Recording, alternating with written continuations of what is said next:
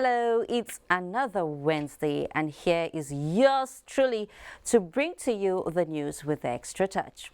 A lot is going down all over the country and beyond. What, you may ask? With the president at Onga, the Federal Executive Council busy back home, and the two chambers of the National Assembly back in plenary and raring to go. Also tonight, we will dwell on a growing negative trend emerging, that of attempts by some individuals to discredit government programs and government officials. This $9.6 billion UK judgment won't go away just yet. What is the latest? We will tell you. These and much more are what we have in today's package, which promises to be incisive just the way we always do it. But how would you know if you don't stay with me? Well, for the taste of the pudding is in the eating. So stay with me. I am Fatima Umar Buba, and this is News Extra. And we begin. An integrated sustainable development goals model has been launched by Nigeria as a policy formulation tool that would help in aligning the country's national development strategies and programs towards achieving the aspirations of Agenda 2030 as well as the lofty goals of the SDGs. President Buhari, who performed the ceremony in New York, restated the commitment of the federal government towards lifting 100 million people out of poverty as a national development priority. State House correspondent Adam Osambo is with that report. The launch of the ISDG model for Nigeria is a deliberate attempt by the federal government at bridging the policy, planning and budgeting gap towards achieving the ERGP as well as other development plans and strategies for a sustainable future of the country. President Muhammadu Buhari said a critical compendium will serve as a framework for robust fact-based policy analysis, planning and implementation at all levels of government. As a government, we have since recognized that to achieve the 2030 agenda and the SDGs, we must scientifically understand our implementation context, carefully formulate policies and programs, and judiciously apply human and financial resources. This cannot be achieved with ad hoc planning. We expect policymakers and planners to judiciously utilize this model to guide our efforts towards the achievement of the SDGs and other internationally agreed development goals. For Nigeria and indeed Africa, he said, the achievement of the SDGs will mean ending poverty and hunger, safeguarding the ecosystem and ensuring that the people live in peace and prosperity. I am aware from official statistics that approximately 54% of Nigerians live below the poverty line as defined by World Bank.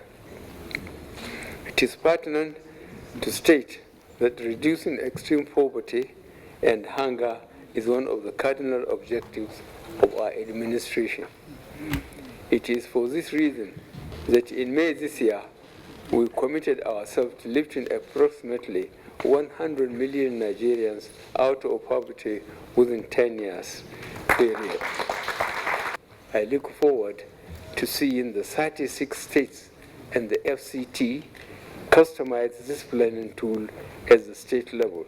The senior special assistant to the president on SDGs said her office will work closely with all collaborating partners in institutionalizing and domesticating the model at both federal and subnational levels. With the official launch of ISDG model report today, Nigeria is the first of the few countries in the global south to have developed this document. Mr. President, the SDGs cannot be achieved unless the situation in the Lake Chad Basin is addressed. I would like to commend Your Excellency for your leadership in raising this global attention to this issue. I want to assure you that the African Development Bank will fully support you on your drive to accelerate these SDGs. Thank you, Mr. President, for this opportunity, and congratulations for this excellent report. And thank you for declaring that fighting poverty is your number one priority. I've already congratulated your economic team. You know my view. I called you the day you appointed this team. It's a fantastic team, a fantastic idea, and I hope they will help you. The high-level side event was put together by the federal government in collaboration with the UNDP on the margins of the United Nations General Assembly. From New York, Adamu Sambu, NTA News. In the meantime, President Muhammadu Buhari, at the sidelines of the 74th UN General Assembly, met with President Marcelo Rebelo de Sousa of Portugal and explained why Nigeria was investing heavily on infrastructural development. A statement by the special advisor to the president on media and publicity says the president took time to tell his Portuguese counterpart that his focus on roads, rails, power and airports is to attract investors.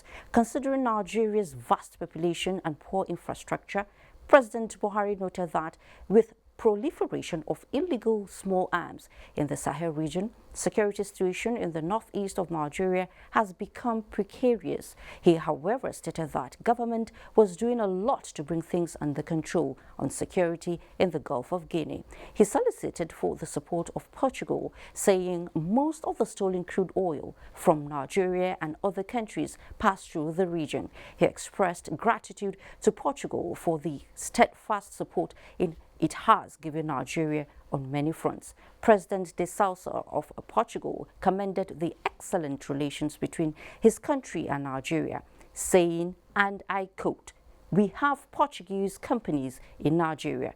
We share the same opinion on international issues. We share your worries, follow closely what is happening in the Sahel, and we support you in fighting terrorism." End of quote. And there is this parlance that says, if you know, you know. Now, everybody is agreeing that President Buhari's address to the 74th United Nations General Assembly was from a position of knowledge. Even Nigerian delegates to the Assembly described the address as one that not only touches the crux of major global concerns, but also proffers the most practical remedy measures for sustainable peace and prosperity. Adamu Sambo reports on these and other engagements of the President at the United Nations. I request protocol to escort His Excellency Muhammadu Buhari, President of the Federal Republic of Nigeria.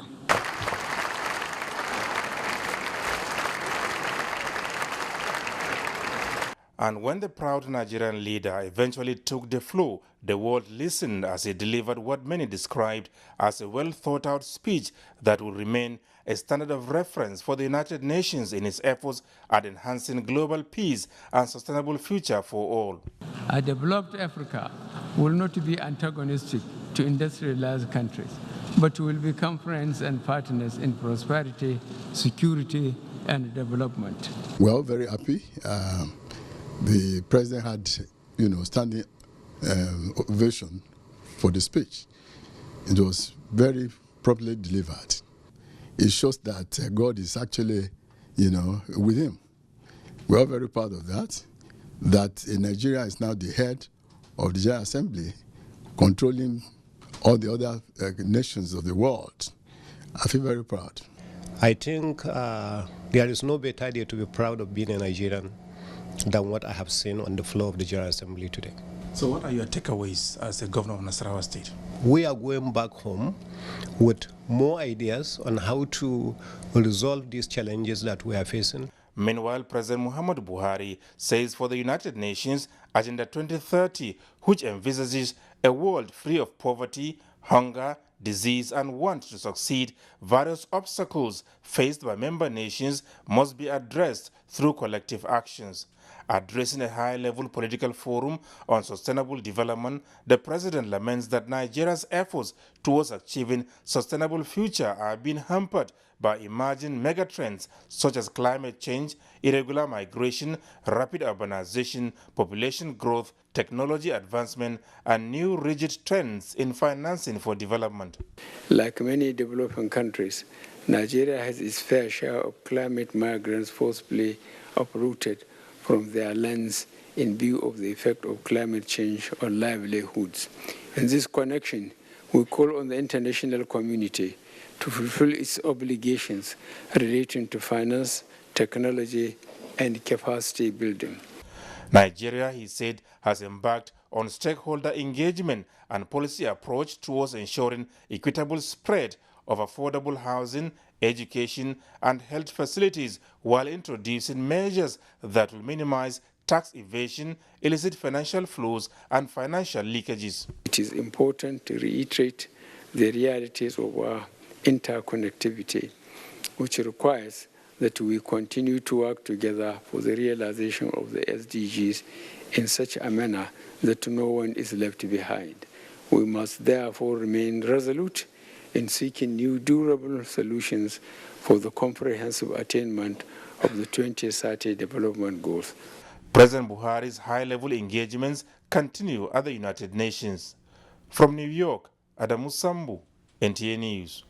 Thank you, Adamu. And now back home, the federal government is to spend more than 200 billion naira in the construction of link roads connecting the second larger bridge at Asaba and Onitsha ends. This was made known by Minister of Works and Housing, Babatunde Raji Fashola, at the end of the Federal Executive Council meeting this Wednesday at the Presidential Villa in Abuja. Over now to State House correspondent Jide Onifade for more on these and other deliberations at the Council's meeting. Well, it's one of the longest meetings by the Federal Executive Council, lasting up to 5 hours. And this is because every item on the agenda has to be taken care of. At the end, 2 ministers briefed the press on the decisions of the Council. The 2 ministers are that of the Federal Minister of Works and Housing, Babatunde Raji Fashola, and Minister of State Education, Chukwuemeka Nwajuba. Minister Babatunde Fashola says the Council approves 3 memoranda presented by his ministry. 1, the construction of the Ibadan Ilesha Ife dual carriageway that connects Oyo and Osun State for 79.829 billion, and secondly for the link roads that connects the second Niger bridge to Asaba and Onitsha. Total construction cost of these link roads is 200.176 billion naira. The third approval, as the minister says, was for the phase 2 of the Kano-Katsina dual carriageway. This is a 78-kilometer stretch approved at the sum of 29.654 billion naira. The first phase of the project, as the minister recounts, was awarded by the previous administration, which the present administration decides to complete using the same contractor for uniformity of construction. Apart from the 3 memos from the Ministry of Works and Housing, other memos were taken and reviewed by the Council, including this one from the Ministry of Education in respect of a TED Fund project at the University of Abuja. For 950 million for the construction of the Faculty of Environment.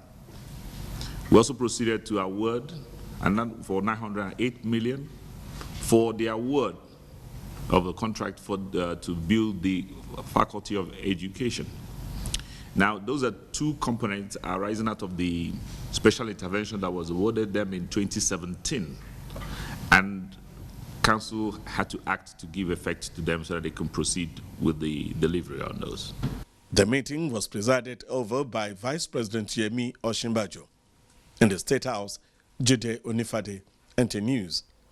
Now, there may be a lot of inspiration and expectations when people who share the same goal and aspiration get together for a common solution, as demonstrated by key players in Nigeria's power sector when they met at the dam in Kainji to find solutions to funding gaps affecting the progress and growth of the sector.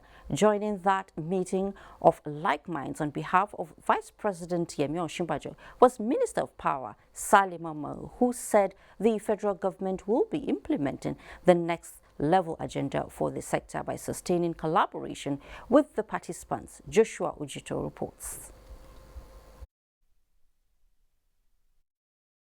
Okay, I think we're having a problem with Joshua's report. Yeah, moving now.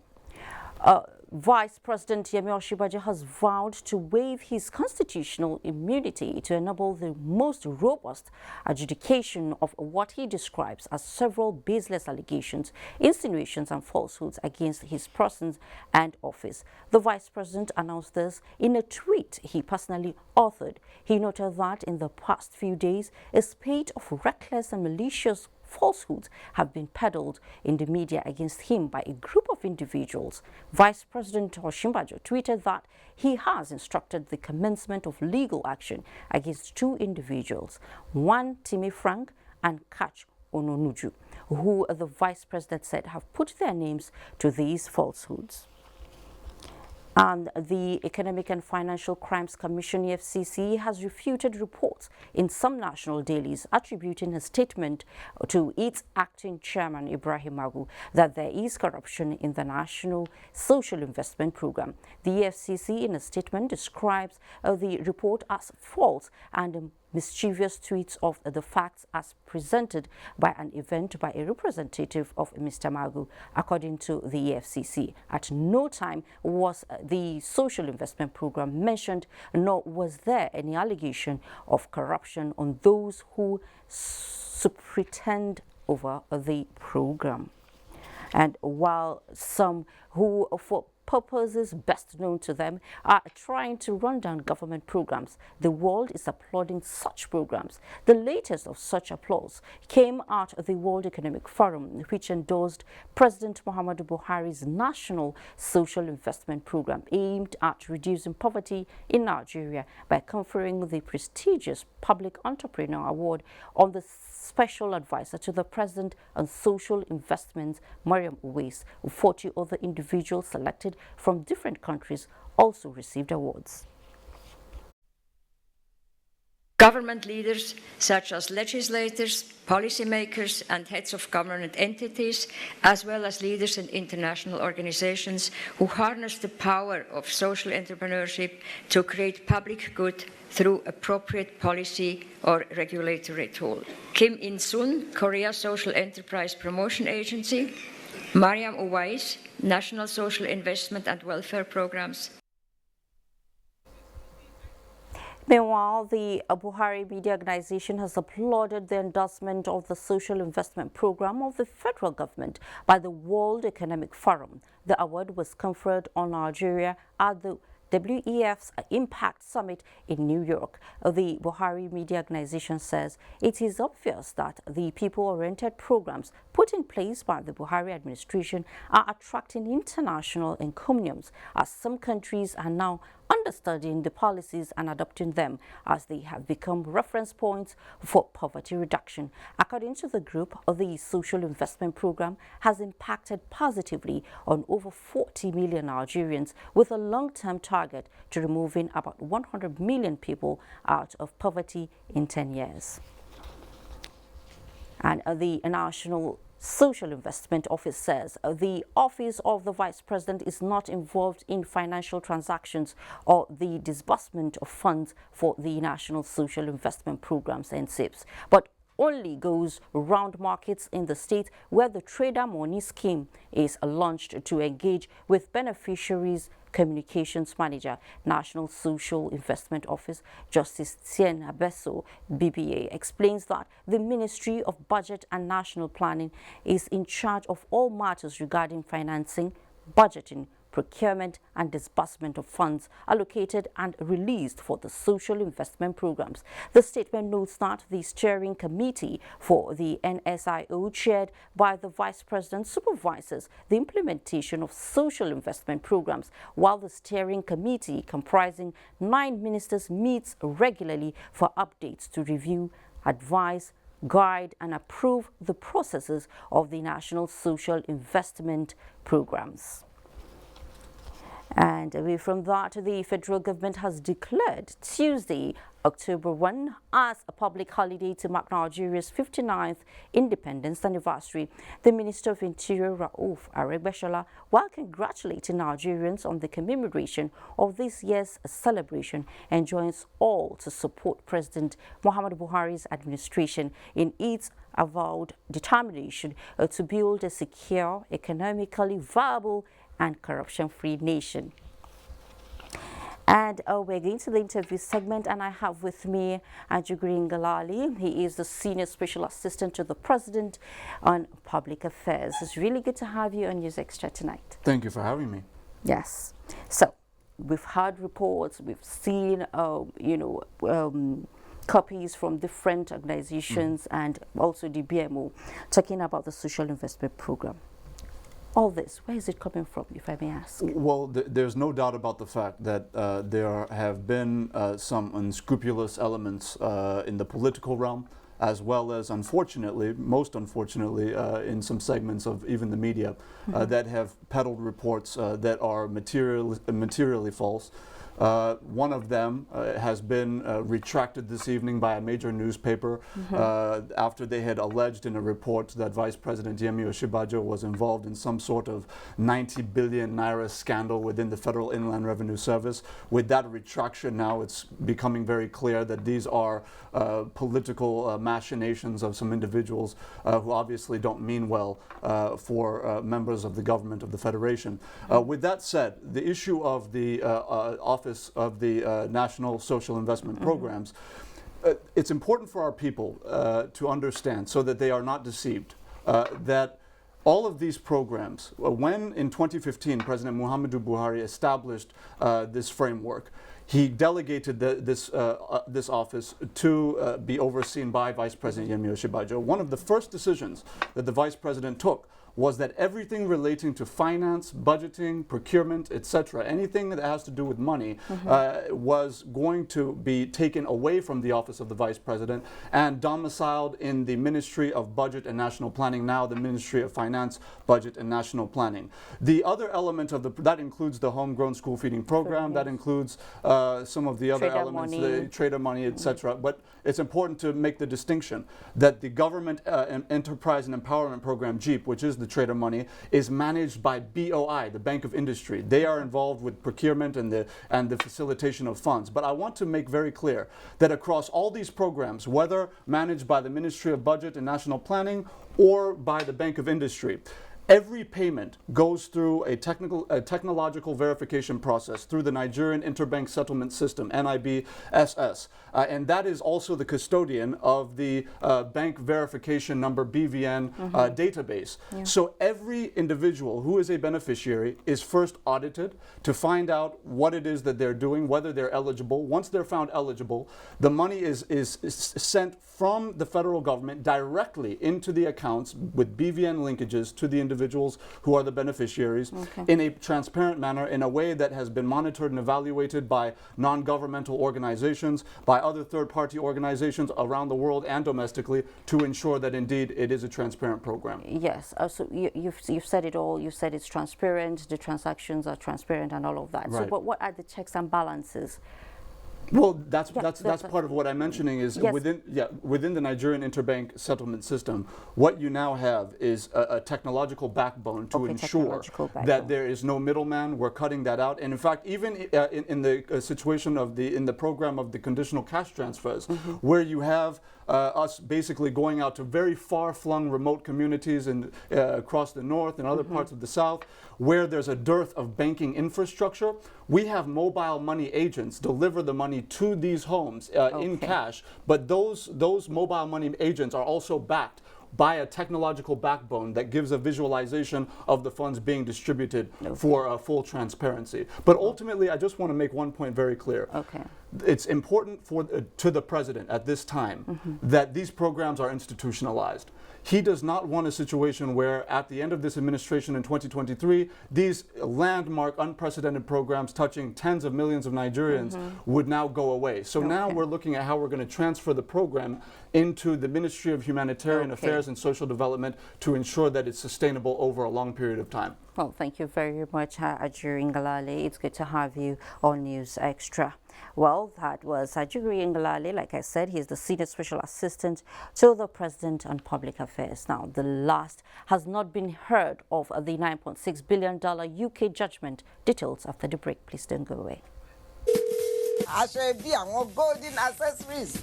I should bad. Mommy, it's not too early to be dressed. Too early, sure. I don't get side buses now. Okay. You think say I go miss all the small shop and all the rishi? Mommy. Shebi na that take a caterer when they come out, they get side mirror you take. And as for my women group, hey, na KSA or nothing at all. Hey. Yes, now when you get out. You're familiar, Jerry. My picking. Mommy, your credit still there, so? Of course now. Now we the first credits like water. You not trust Glow. Glow and Maple. Get 5 times your recharge to call all networks. Recharge with *555*PIN#. You want to know where the party they shall let? Not here. Glow Unlimited. The public is hereby invited to the 59th Independence Day public lecture and special Jumat prayers as follows. Special guest of honor, Muhammadu Buhari, President, Commander-in-Chief of the Armed Forces, Federal Republic of Nigeria. Guest lecturer, Imam Tajuddin Bello Adigun, PhD, Chief Imam, MCC Juma Mosque, Zone 3, Wuse Abuja. Theme, Peaceful Coexistence for National Growth and Development. Date is Friday, 27th September 2019. Time 10 a.m. Venue, National Mosque Conference Hall. Special Jumat prayers. Special guest of honor, Muhammadu Buhari, President, Commander-in-Chief of the Armed Forces, Federal Republic of Nigeria. Special Jumat prayers to be led by Moshid of Abuja National Mosque, Professor Shehu Galadanchi. Time 1 p.m. Venue, Abuja National Mosque. Boss Mustafa, Chairman, 59th Independence Day Celebration Planning Committee, Secretary to the Government of the Federation, Announcer. Welcome to Adeleke University, a faith-based learning institution located in the serene and historic town of Ede, Osun State, Nigeria, running on the well-thought vision of its founding fathers to improve lives and society. The institution offers affordable and quality education. We are currently offering admission into our faculties of science, engineering, law, and art. We are also offering entry into the Faculty of Basic Medical Sciences and the Faculty of Business and Social Science. Our College of Postgraduate Studies offers you the chance to earn your master's and doctorate's degree in over 30 disciplines. For more inquiries, please visit www.adelikeuniversity.edu.ng. You can also call 0806-820-2021. Adeleke University. Education, excellence, character. The acting head of Civil Service of the Federation invites DGs and CEOs of agencies, vice chancellors of universities, rectors of polytechnics with directors reforms and human resources management to a public service innovation conference. The conference is designed to stimulate and launch the processes for transformation of the Nigerian public service. Venue, National Universities Commission, Abuja. Date, Thursday 26th September 2019. Time, 8:30 a.m. Visit www.ohcsf.gov.ng for more details. Dr. Folashade Yemieson, Acting Head of Civil Service of the Federation, Announcer.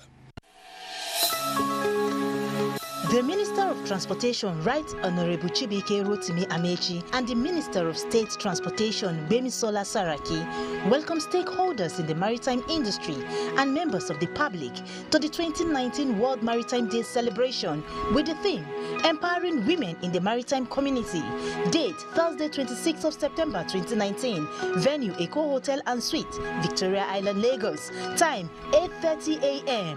Welcome, and we wish you fruitful deliberations. Announcer S. Zachary, Permanent Secretary, Ministry of Transportation. The leadership of the National Assembly and management of the National Institute for Legislative and Democratic Studies hereby express profound appreciation to the President, Federal Republic of Nigeria, Muhammadu Buhari, GCFR, for the appointments of the Director, Legislative Support Services, NEEDS, Professor Taufik Ladan, and a long-serving consultant with the Institute, Dr. Shehu Yahya, as the Director General, Nigerian Institute of Advanced Legal Studies, and member, Economic Advisory Council to the President, respectively. We feel connected to the gesture through our shared history with the appointees and wish them all the best in their new roles. While thanking Mr. President for the inspiring selection, we look forward to offering our support in every way possible for the advancement of democratic governance in Nigeria. Professor Abubakar Olanrewaju Sulaiman, Director General, National Institute Institute for Legislative and Democratic Studies. Announcer.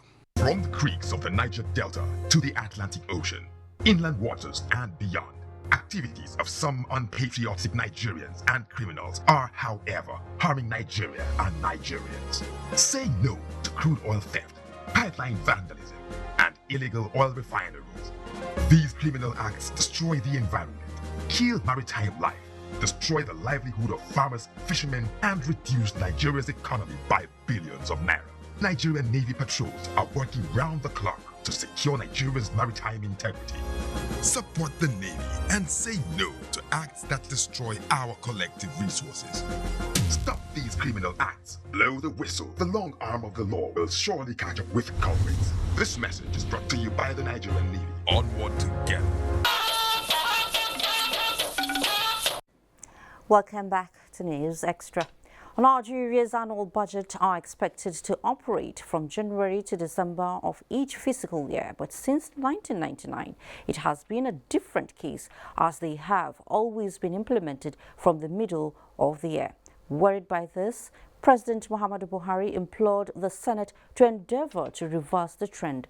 The president's advice was contained in the 2020 and 2022 medium-term expenditure framework and fiscal strategy paper he sent to the legislators. National Assembly correspondent Ignatius Nkwo reports. As early as 10 o'clock in the morning, Senate had reconvened. It is the second plenary of the week with an impressive turnout. Less than 24 hours after President of the Senate Ahmed Lawan announced Senate's readiness to begin work on the 2020 appropriation bill when transmitted, the Senate received the medium-term expenditure framework and fiscal strategy paper with some nuggets of advice. Senator Lawan read the President's letter. Planned spending has been set at prudent and sustainable levels, consistent with the government's overall developmental objectives as set out in the Economic Recovery and Growth Plan ERGP. The issue of the recent closure of all land borders in Nigeria by the federal government was tabled before the Senate.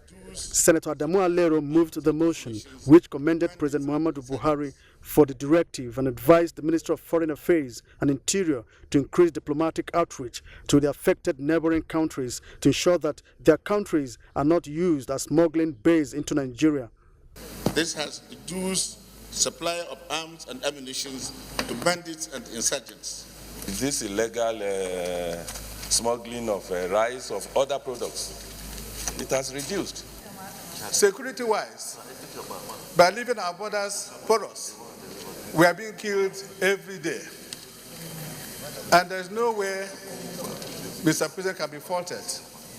The only way we can put a permanent solution to this is for us to patrol this border. We are the Border Commission. They used to have aircraft. Are those aircraft still working?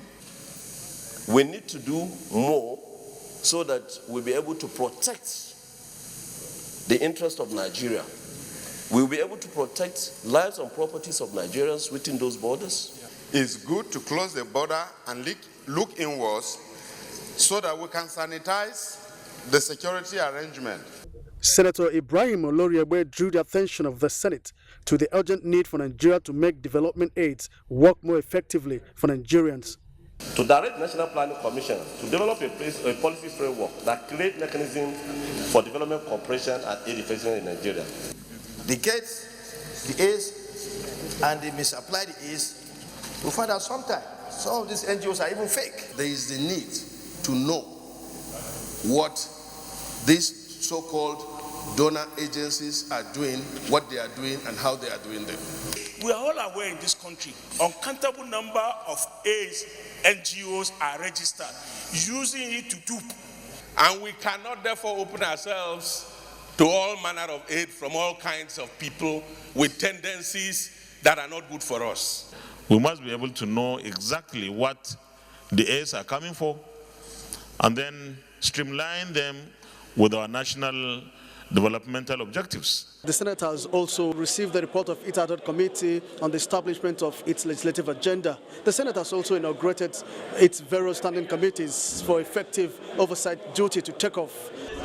From the National Assembly, Ignatius Nkwo, NT News. The executive and legislature are working hand in hand towards achieving the January to December budget cycle. This much was demonstrated by President Muhammadu Buhari as he forwarded to the House of Representatives the 2020-2022 medium-term expenditure framework and fiscal strategy paper. National Assembly correspondent Lami Ali reports. In the communication read out at Wednesday's plenary by the Deputy Speaker Ahmed Idris Wasi, President Muhammadu Buhari said the document is consistent with government's development objective and prepared in consideration of prevailing global environments. We have endeavored to ensure that forecasted revenues and realistic but also reasonable challenges in the face of a significantly constrained physical space, planned spending has been set to prudent and sustainable levels. The President appreciates the commitment of the legislature for its partnership with the executive to make the budget process better and hopes for expeditious consideration. Meanwhile, the House, in line with a motion from Representative Cornelius Naji, resolved to investigate accumulation of debt by the Asset Management Corporation of Nigeria, AMCON, amounting to 5.4 trillion naira. Evaluate the status of the debts and the practical, legal, and other strategies for the recovery of the debts, including recommending a time frame and other options, such as amendment of the Outcome Act.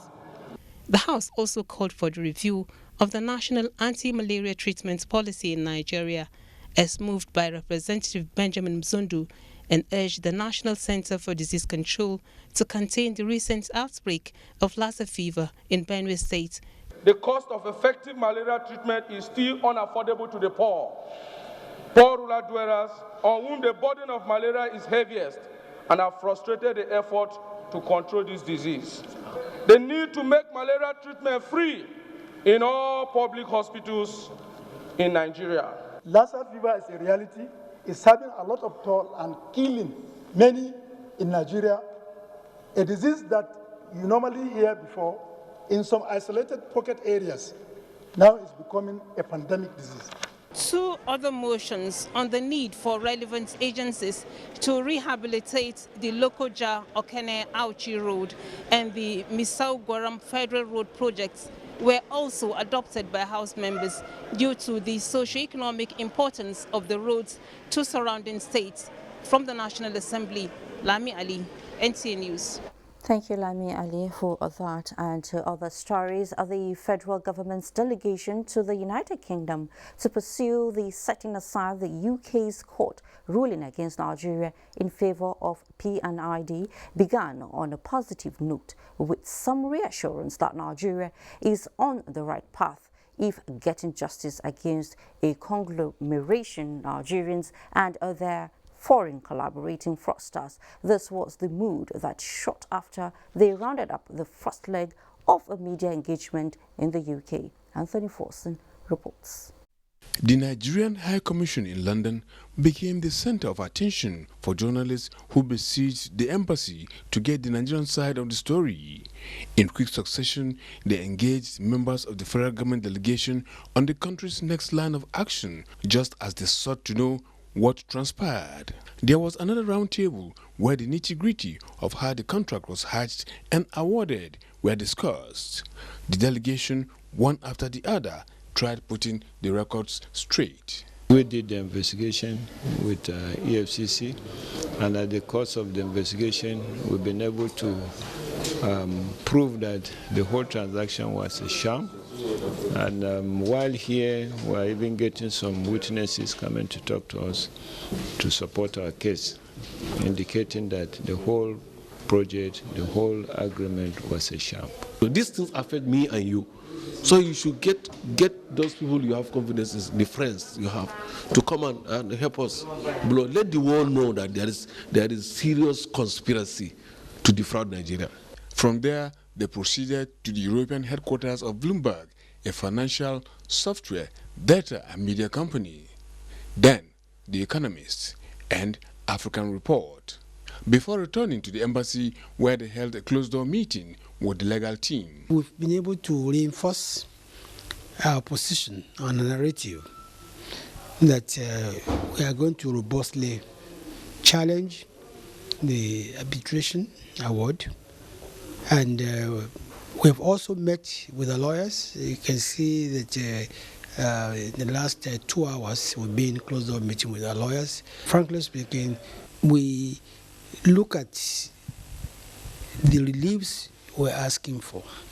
First of all, we're asking for leave to appeal and also stay of enforcement. With this, the members of the delegation say they are positive on what the court outcome will be. From London, Anthony Forson, NTA News.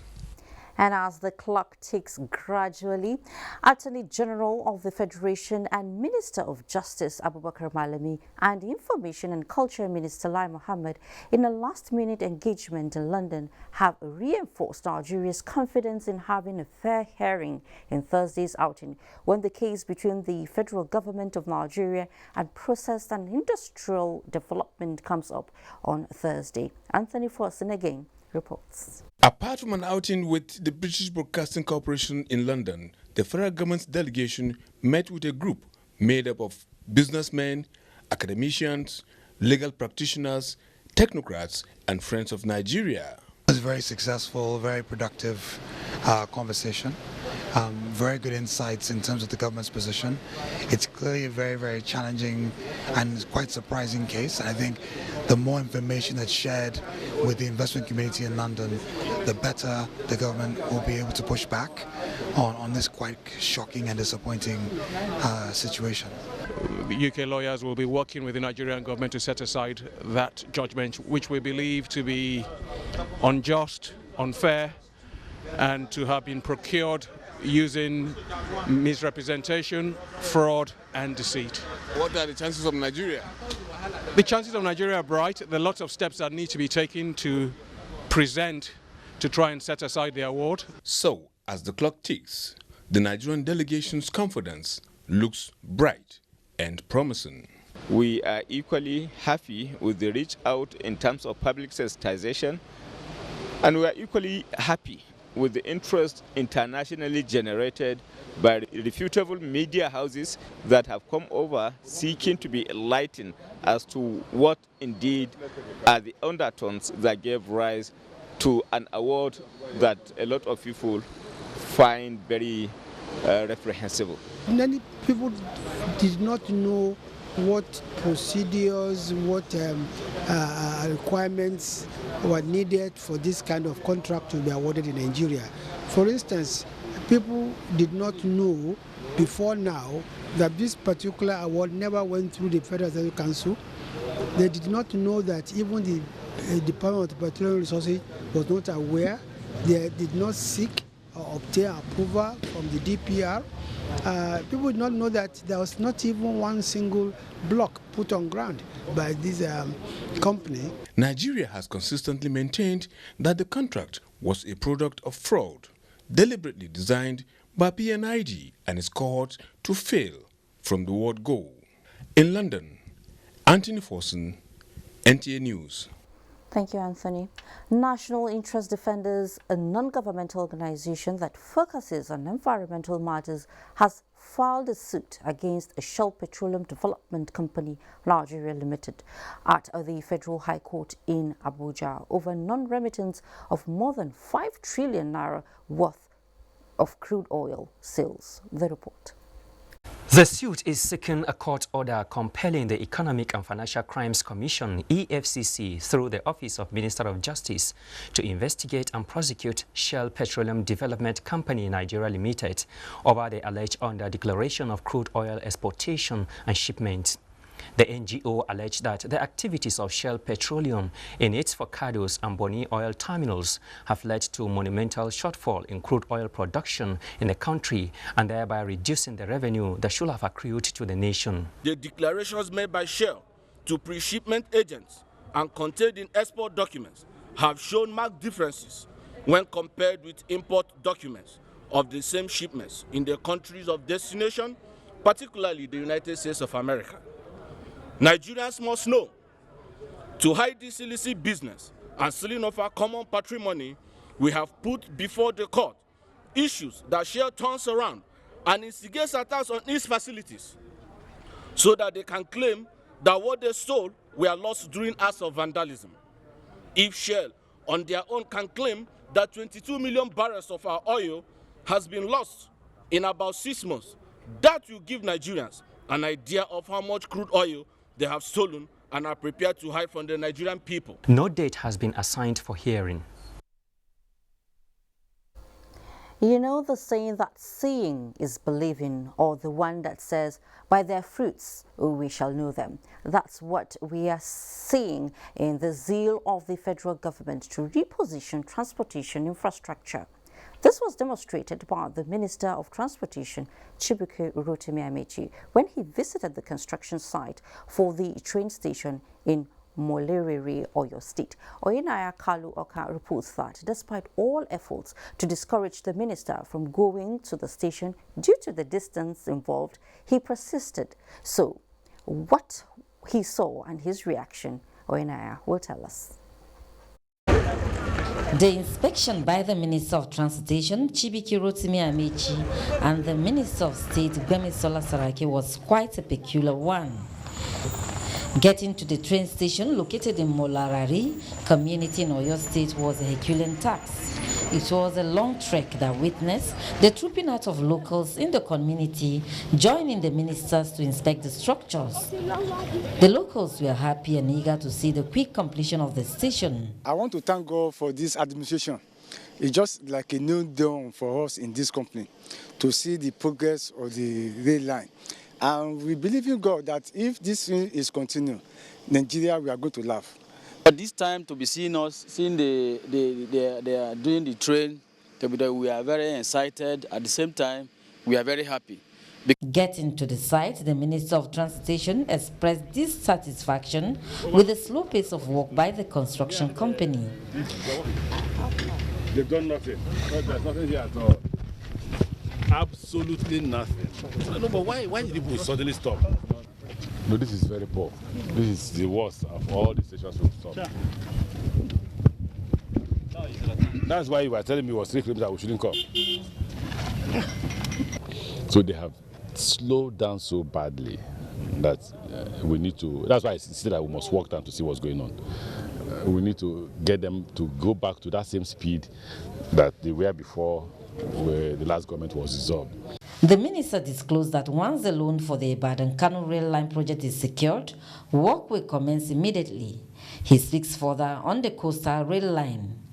To start the segment from Port Harcourt to Warri and from Benin to Onitsha, if we get the loan. The Lagos-Ibadan railway project is expected to transport more than 1 million passengers annually when completed. It's one of the best things coming to Nigeria. It's a welcome project, and we hope it will be completed on schedule.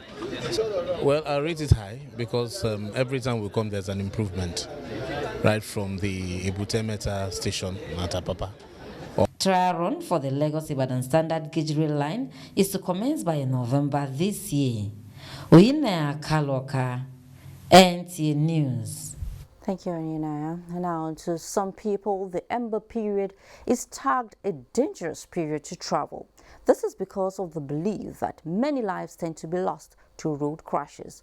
To allay this fear, the Federal Road Safety Corps is directing all zonal commanding officers to deploy personnel at different strategic locations to ensure smooth traffic to improve safety of lives on the highways. This is part of strategies towards the end of the year special patrol, codenamed Operation Zero Tolerance. Oyeyemi Ajayi has the details. Major target of the United Nations Decade of Action on Road Crashes actually focuses basically on zero tolerance of road crashes. It had a span of 2011 to 2020. Nigeria on its part had actually keyed to this through the leading road management agency, which is talking about the Federal Road Safety Corps. And since then, the Corps has actually been putting up ways of ensuring 0% road crashes in the country. Now, with the establishment of 618 formations by the Corps at different locations in the country, it is expected that the road crashes in the country could be drastically reduced or totally eradicated. Please sit down. This meeting with the zonal commanding officers is, however, to deliberate on successes made with the target, as well as strategize and chart the course for strengthening safety approaches to achieve sanity on the roads in line with the global best practices. This time around, more focus will be on critical areas of the highways that require more deployment of personnel to ensure safety on the roads during the ember months.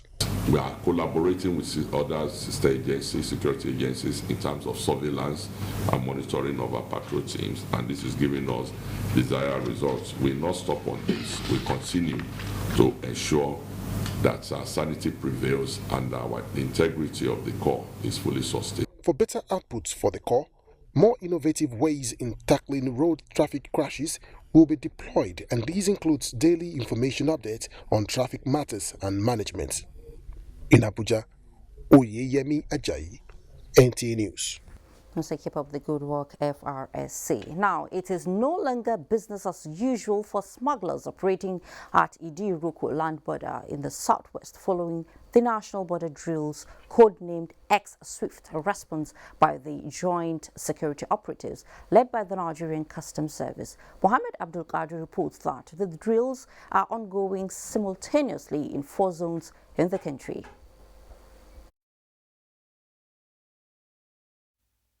Calm economic atmosphere was noticeable on arrival at the Idi-Iroko community. The movement of traders are not much, but when government says they are doing this, we are with them. No one needed to be told that the new regime of partial border closure that forbids movement of goods in and out of the country is work in progress.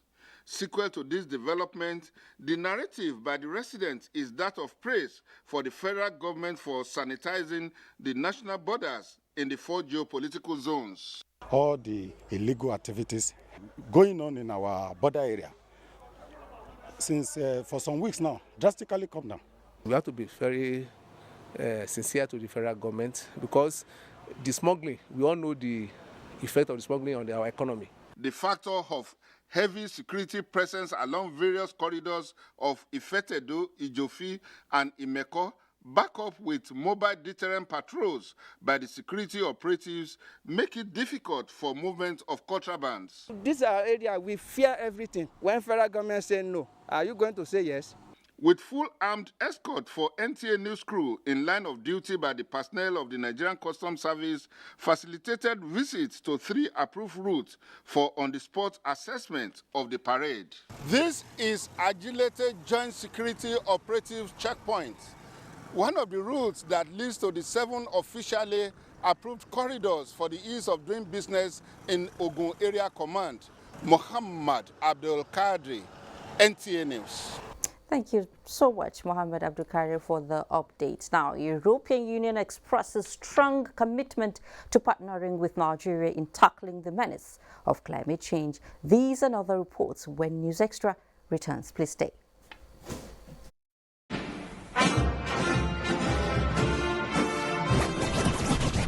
The Republic Concert Independence Edition. You don't want to miss the biggest concert experience in the capital, featuring Flavor Navania, I want to know what's up. Neoku, Joe Boy, Alijita, Star Plus, Psycho Wipey, I just wanna be like you. and more. Toast to Nigeria, because we are lighting up the skies with fireworks as we count down to independence. 500K to be won at the Republic Dance Battle Finale, happening on the 30th of September at Millennium Park. The Republic, powered by OSGF, an initiative of the Creative Arts. Brought to you by Edgemax and Sosa, supported by Arik Air.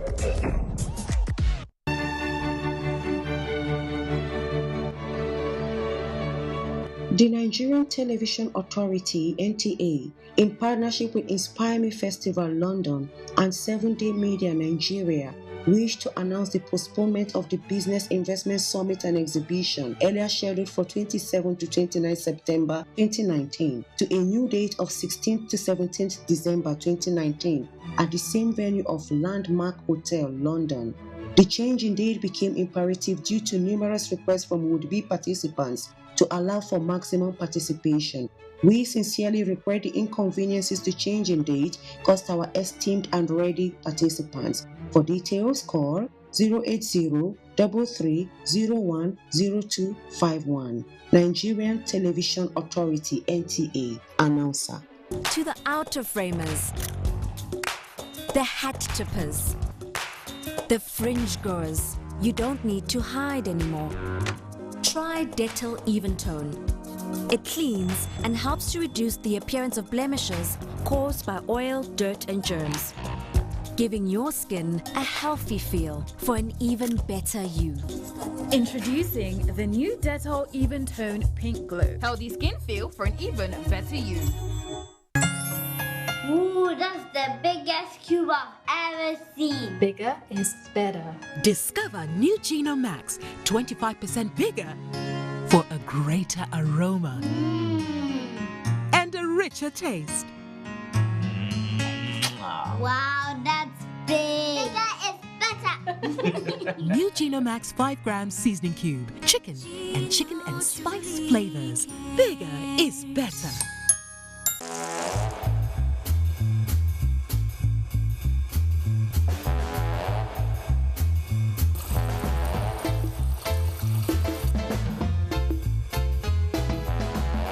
There's a smarter way to live with Airtel Binge Plan, the ideal data plan for those heavy data moments. Get a 2 GB daily binge plan for 500 Naira. Dial *141# to activate. Live smarter with data. Airtel, the smartphone network. What's inside this beautiful house? Inside, there is a very beautiful family. And in this family, there is a lot of love. And inside this love, there's Alpenliebe. And in the center of Alpenliebe, there is a feeling made with rich milk and creamy caramel. Alpenliebe, the milk-filled candy that warms your heart with love. Alpenliebe, bring hearts closer. Now also available in stick pack. Son, being good at something requires strength.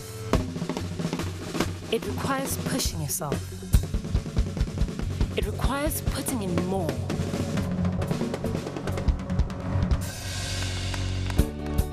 That's why the new improved Bornvita is packed with vitality and a great taste.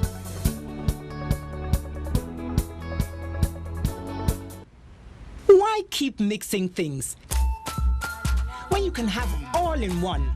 New Mr. Muscle All-Purpose Cleaner. Have the cleaning power,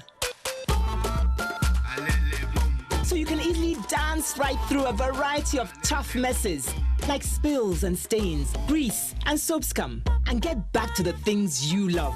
New Mr. Muscle All-Purpose Cleaner. Get your power in one. SC Johnson, a family company. Welcome back.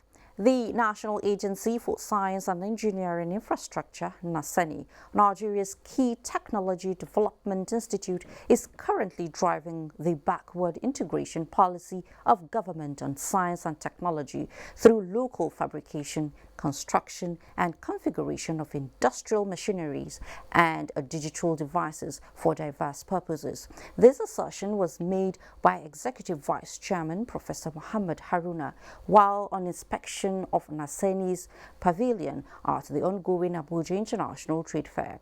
Kieran Umar reports that the institute introduced new machineries and digital automated devices at this year's fair.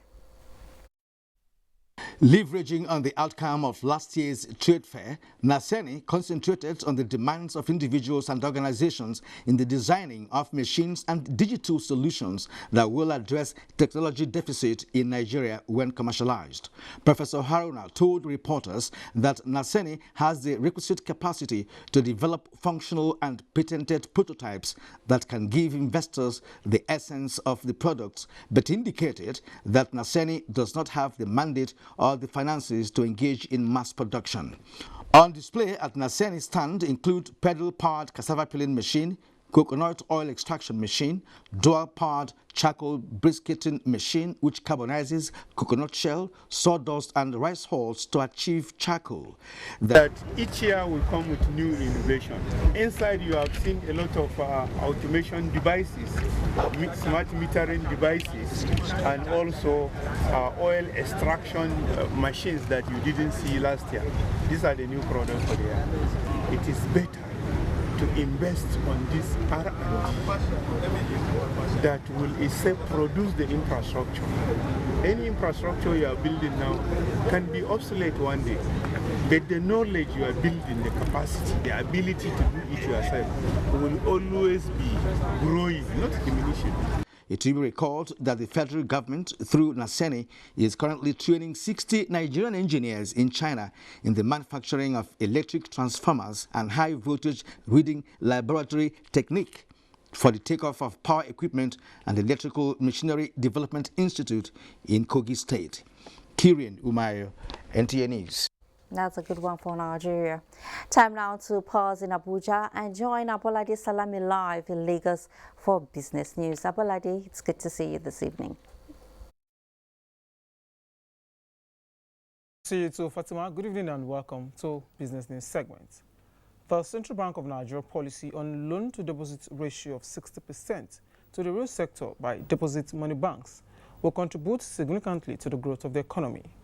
This initiative, an economic expert, Johnson Chukwu, says, is aimed at transforming liquidity management into asset transformation.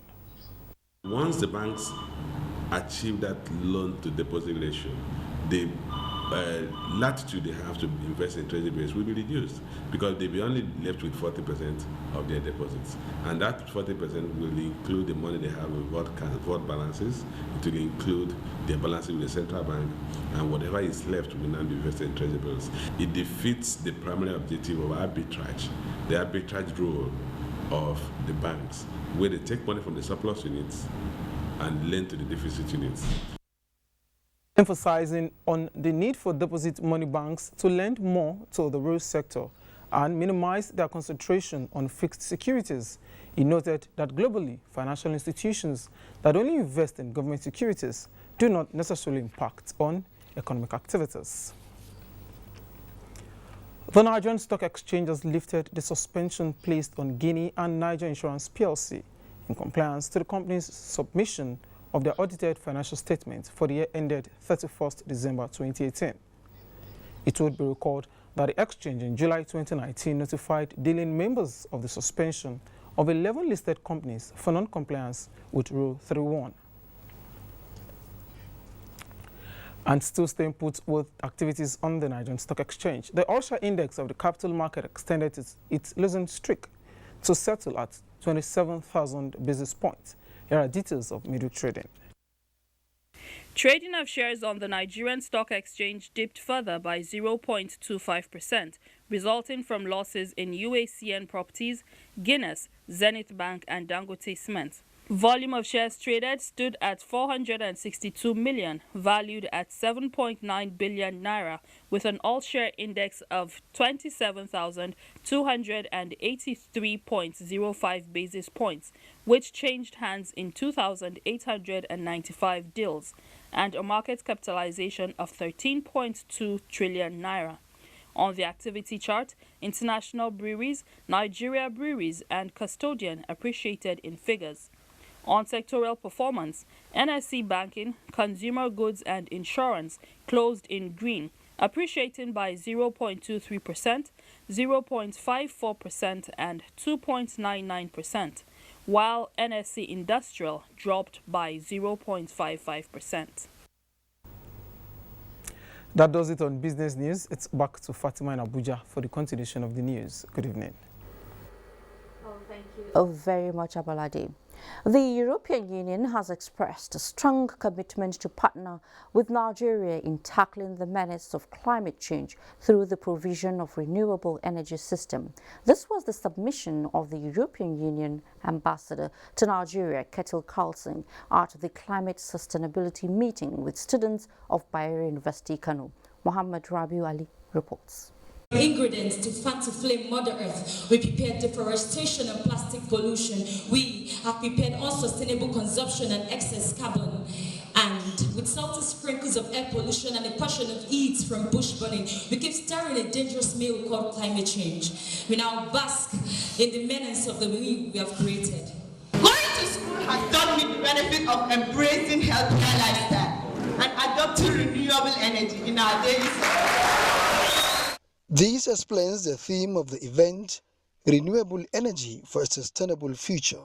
In 2009, world leaders gathered in Copenhagen to find a way forward on climate change, which has adverse effects to human and environment. Exactly 10 years, same leaders converge on New York to discuss issues where climate change is receiving priority. The European Union advocacy is to woo students of Bayero University, Kano, to become ambassadors and spread the campaign of renewable energy to nooks and crannies of the country. This is why we are so serious about committing on this particular issue.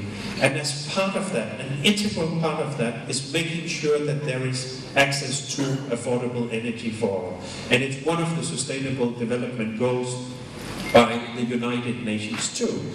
Key players believe that climate is changing as a result of human behaviors, and Nigeria can get it right through sustainable renewable energy. The issue at stake is up, and I believe the European Union is doing well to kickstart some renewable energy projects in Kano.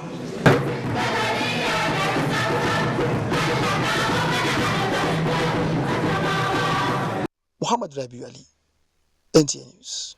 From Kano, we'll take you back to New York, where President Muhammadu Buhari says Nigeria has demonstrated political will on water and sanitation and would soon step up advocacy on the issue.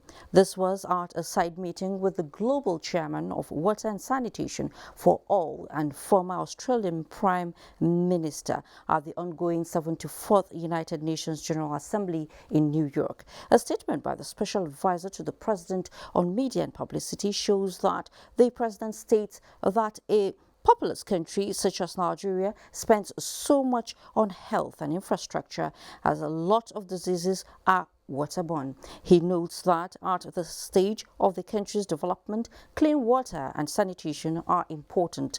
President Buhari informs the global chairman that a state of emergency was declared on water and sanitation in November last year, with a plan to step up advocacy as another launch is underway in November this year to scale up efforts on water sanitation and discouragement of open defecation.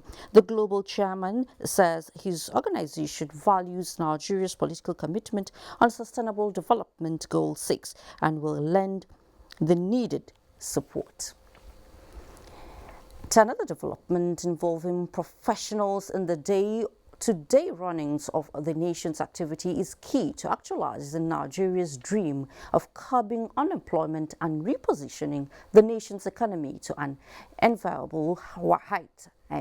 This was the consensus of professionals under the aegis of Association of Professional Bodies of Nigeria at the association's annual General Assembly meeting and awards in Lagos. Annie Daniels has the details.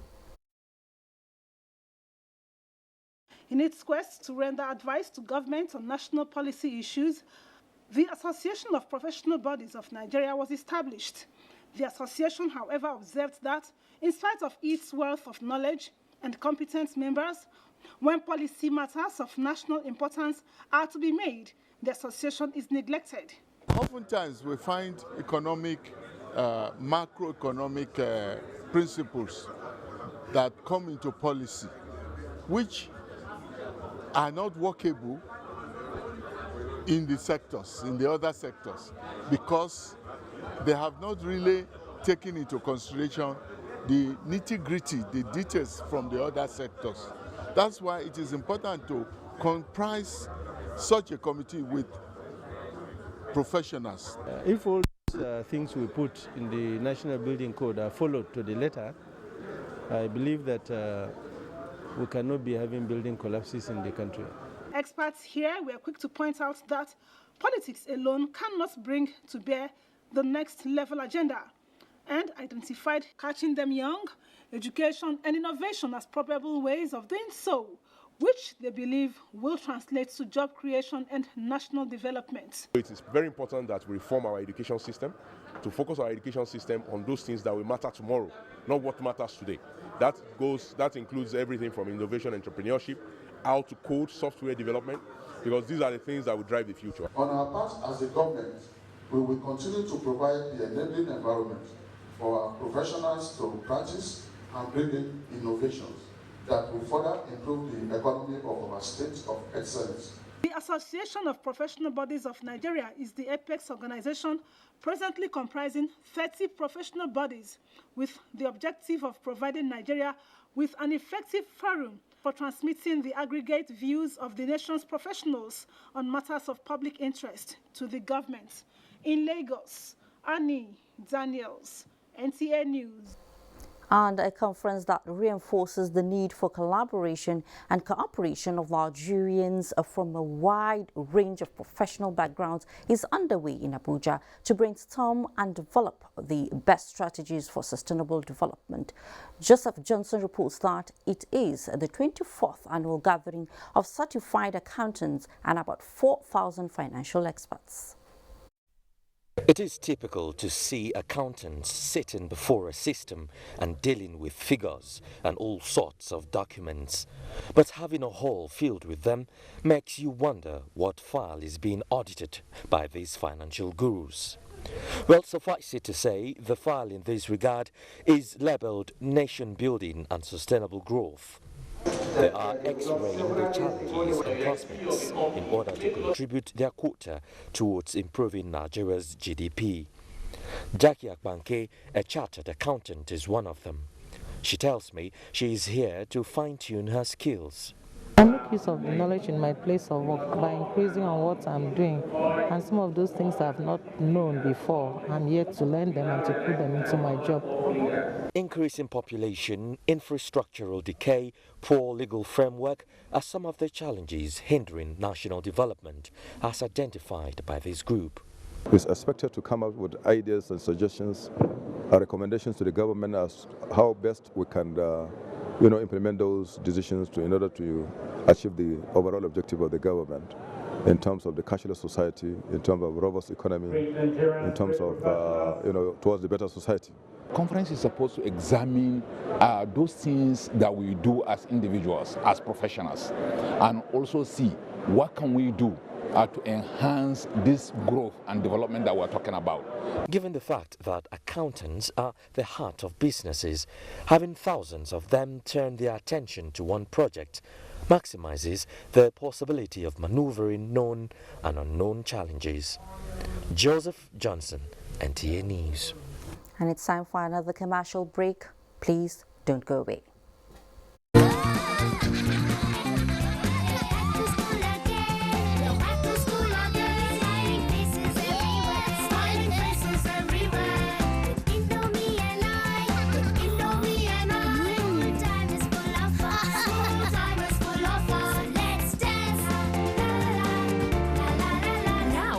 Exciting new Indomitables game on Google Play Store. Search the Indomitables on Play Store and download now. Indomie noodles, tasty nutrition, good for you.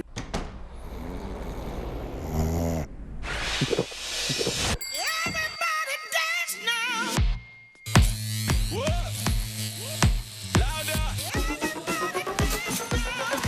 We are the strongest. No challenge can stop us. So Lord, and we are the brightest. No darkness can blind us. We are the strongest. Malta Guinness is packed with B vitamins to fuel your greatness. Hey, you! And are you how they talk to? I sabi you now. It's in day your mind, Abi. The person with them go help us. Baba Toros and Shangalo. Oga Lekova, Mr. Sabi. And you know if we carry last for this one. A spear into the top corner.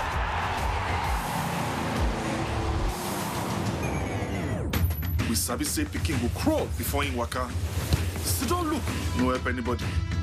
No dolly, no. So go for him. Go for football. Go for all Serie A and La Liga matches live. Go for Go TV Max. Imagine a luxury peak breakfast on top of the world in Dubai. To Dubai. Collins! Hope you bought enough big milk. Dubai, here we come! To be one of the 20 lucky people going to enjoy a peak breakfast in Dubai, buy peak milk and collect your scratch card to redeem your instant win. Fill your details and return. Everyone's a winner. So keep on buying your peak milk and keep winning. Valid while stocks last. Reach for your peak. You don't reach 50 years now. When that program, they call Village Headmaster begin. None of the program now. That program, when all of now they run, go home, go look for my television. I want you now to formally tender your apology to Headmaster Ali for causing him so much embarrassment. And now 50 years now. So because of that, we won't get big party where we will start everything for the 8th of October till the 11th of October. Now me and my body invite you now, and my belly just is sweet. Because I don't say all those people they drink my party, then go come drink the tombo again. And me, radio jam, they call you now. They will not forget it.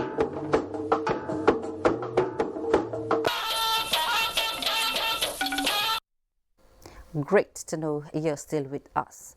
President Muhammadu Buhari congratulates the Most Reverend Harry Ndukuba on his election as the primate-elect of the Church of Nigeria Anglican Communion by the Episcopal Synod of the Church. In a statement by the Special Advisor to the President on Media and Publicity, Femi Adesina, the President appreciates the role of the Anglican Church in promoting interfaith dialogue, peace, stability, education and social welfare in the country. The President, while wishing the primate-elect a successful tenure, he is counting on him to continue in propagating the qualities that epitomizes the ministry of Jesus Christ, who taught his followers love, compassion and humility. Now, the visit of the Director General of the Nigerian Television Authority, Yakubu Ibn Muhammad, to Jigawa State can best be described as an exploration of the cultural treasures in the rocky city of Dutse. This is because the DG was hosted at the 500-year-old palace of the Emir, which is full of artifacts and objects of artistic, cultural and historic importance to the state. Mohammed Musa Askura completes the report. To highlight the importance of media as a tool for promoting peace, unity and national integration, as well as encouraging the state government to leverage on the presence of the largest television network in Africa, the NTA, in the state, in propagating the policy, programs and achievements of its administration, the Director General of the Nigerian Television Authority, NTA, Yakubu Ibn Muhammad, has on arrival visited the Jigawa State Governor Muhammad Badru Abubakar. Then came the interesting one, the DG's interface with the Emir of Dutse in the historic more than 500 years old palace. This brought to the fore the role of NTA in development journalism as recognized by the royal father. We thank God. Before now, NTA news was routine, but now we see changes in the news content.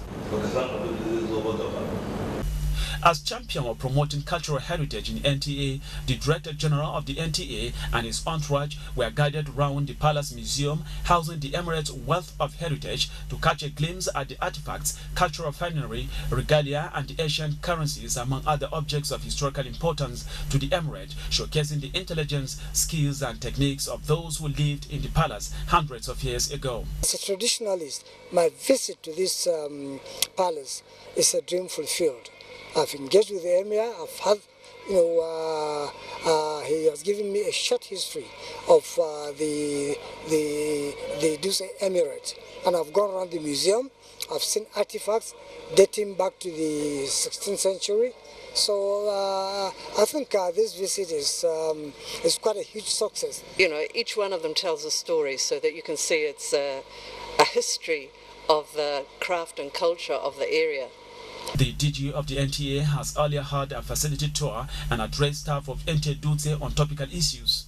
NTA Dutse was established in 1997, and in the 22 years of its existence, it has enjoyed the visit of two Directors General of the NTA, first Dr. Tony Iradia, and second Male Yakubu Ibn Muhammad from Dutse, Muhammad Musa Askira.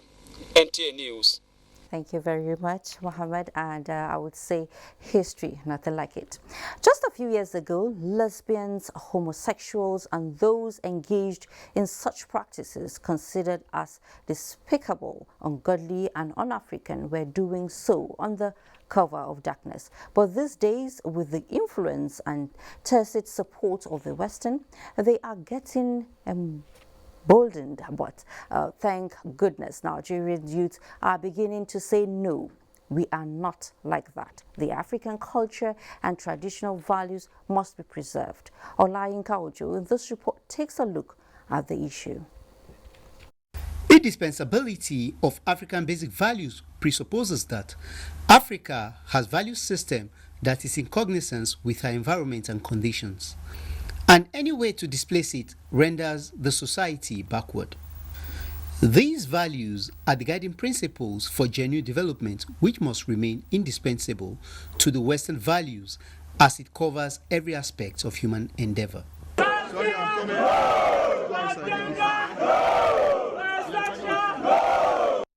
The promotion of lesbianism, gayism, bisexualism, and transgender by some Nigerian youths in the country from different walks of life has been described as uncultural and immoral by different strata of the society. The latest are these group of young Nigerians. The implication of this, if it is left unchecked by many of our young persons and the elderly, can unknowingly get to be part of this ungodly act. Our laws as a nation also frown at all these activities. While warning Nigerian youths against emulating controversial Nigerian internet personality and cross-dresser, some Nigerians reiterated that this act totally negates the true Nigerian culture, which is respected and admired all over the world. It goes against everything, nature. Is it because of money? Or is it that you want to be a woman by force? Try to do what is right. They, however, demand for comprehensive investigation and prosecution of people promoting the negative acts. So if you're caught, you're on your own. So you should remove yourself from such acts. If at all we are looking for multiplication, I don't think a woman meeting woman will be able to reproduce. Have some brain problem. That the seed of indiscipline is sown in the family, watered in the school, and harvested in the society. National Council for Arts and Culture urged parents to monitor and guide their words, as well as watch what their children's activities are on social media.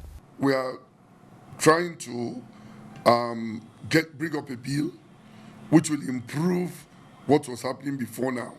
We are now going to bring a new bill to also amend some of the areas that probably were not captured for posterity and for the betterment of Nigerians of tomorrow. The council also applauded government and security operatives for nipping the issue in the bud. Olayinka Ojo, NTA News.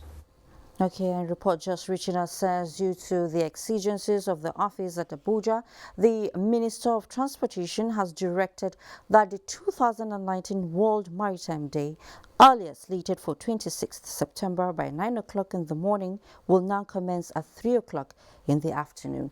The ministry apologizes for inconveniences this might cause. And when we return, we'll bring you sports and weather update. 9th Independence Day Celebration Planning Committee announces activities lined up for the celebration as follows. Friday, 27th September, Jumat prayers and special lecture. Time 10 a.m. Venue, National Mosque, Abuja. Sunday, 29th September, Interdenominational Christian Service. Time 3 p.m. National Christian Center. Monday, 30th September, National Youth Entrepreneurship Empowerment Summit, Independence Edition. Time 9 a.m. Venue, International Conference Center. The Republic 2, Independence Edition. Youth Concert. Time 6 p.m. Venue, Millennium Park. Tuesday, 1st October, Independence Media Broadcast. Time 7 a.m. Venue, State House. Presidential Change of Guards. Time 9 a.m. Venue, State House Forecourt. public lecture and gala night. Time 6 p.m. Venue State House Conference Center. All public officers are expected to actively participate in the anniversary celebration as appropriate. Boss Mustafa, Chairman, 59th Independence Day Celebration Planning Committee and Secretary to the Government of the Federation. Announcer. Good to have you back. The International Association of Athletics Federation World Championship begins in Doha, Qatar, Friday, with Nigeria hoping to break the jinx of not winning a gold medal in the last 16 years at the championships. Amanzi Marcus and this report focuses on the championships, with Nigeria competing among 209 countries. The International Association of Athletics Federations World Championships, otherwise known as the Worlds, began in Helsinki, Finland in 1981 and was held every 4 years, but the current 2-year cycle started in 1991. It is the biggest sports fiesta in the calendar of the athletics ruling body that has undergone changes, but what has not changed is that winners emerged based on the best time, longest distance or highest jump. The 17th edition holds between September 27 and October 7 in Doha, capital of Qatar, and will feature 25 events where 192 medals will be awarded in 49 finals. Among Team Nigeria's male athletes are Divine Oduduru, Chukwebuka Enekwechi, Adesheye Ogunlewe, Enoch Adegoke, and African 100 meters champion Raymond Ekevo. 15 women will be competing with Favor Chukwuka Ofili, Oluwatobilola Amoson, Ese Brume, Messi Tiabong, and Blessing Oladoye expected to do their best in honor of their names and country. Team Nigeria's 25 athletes will compete in the sprints, middle distance, hurdles, jumps, throws, and the relays in a competition with about 2,000 athletes from 209 countries. The crop of athletes that are going to this year's World Championship, to me, I have a little bit more confidence in them than the last one. The athletes are more enlightened, are aware, and are more hungry for that gold medal. $7,530,000 is the total prize money for all finalists, while athletes who set new records will receive $100,000 each in prize money. In Abuja, Amanzi Marcus, NTA News. On a sad one now, President Muhammadu Buhari grieves over the death of the former secretary to the government of the Federation, Chief Ufote Kaiti, describing him as a consummate administrator and bridge builder who dedicated himself to duty in the course of his public service. In a condolence statement signed by the Senior Special Assistant on Media and Publicity to the President, Garba Shehu, President Buhari says late Kaiti would always be remembered not only for his remarkable public service record, but for his immense contributions towards bringing peace in the once troubled Niger Delta region. While condoling his family and Akwa Ibom State over the death of the former SGF, President Buhari regrets that his demise comes at a time when voices like his are needed to move Nigeria forward in the face of challenges. President Buhari, however, notes that the country will always appreciate his contributions. And Vice President Yemi Osinbajo has, on behalf of the federal government, commiserated with the family of late Oba Idowu Abiodun, the Oniru of Lagos State. Mohammed Abdul Kadir completes the report. The Vice President was received at the palace of the late Oba Oniru of Lagos by the son of the late monarch, Segun Oniru. He signed the condolence register and thereafter condoled Olori Risi Oniru, the children, and his subjects. The Vice President would describe the late Oniru as a bridge builder and a great contributor to the development of Lagos State, told the family of the deceased to remain united. The eldest son of the late Oba, Segun Oniru, appreciated the Vice President for identifying with them in their moments of grief. In Lagos, Muhammad Abdul Kadri, NTA News. And on that sad note, we conclude News Extra for tonight. Thank you so much for watching. I am Fatima Umar Buba. Have a good night rest.